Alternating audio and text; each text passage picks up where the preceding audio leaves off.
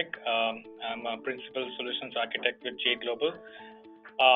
So before we deep dive into the discussion about Oracle BI analytics roadmap and the strategy to analyze, just a quick glance into our Oracle practice at Jade Global.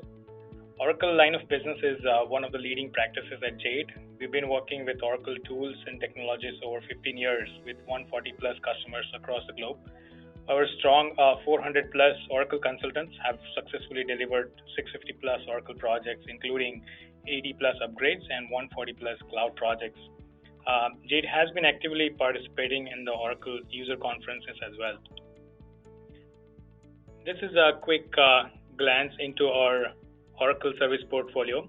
We provide end-to-end services from roadmap advisory, system health check, implementation to managed services for Oracle Enterprise suite of applications, including Oracle E-Business Suite, Fusion Cloud applications like SaaS, ERP, SCM, HCM, and CX, Oracle EPM, and BI and Analytics. One of the most popular services we offer is our Oracle Cloud 360 assessment for the customers who are evaluating options, whether to upgrade on-premise or migrate to Oracle Cloud.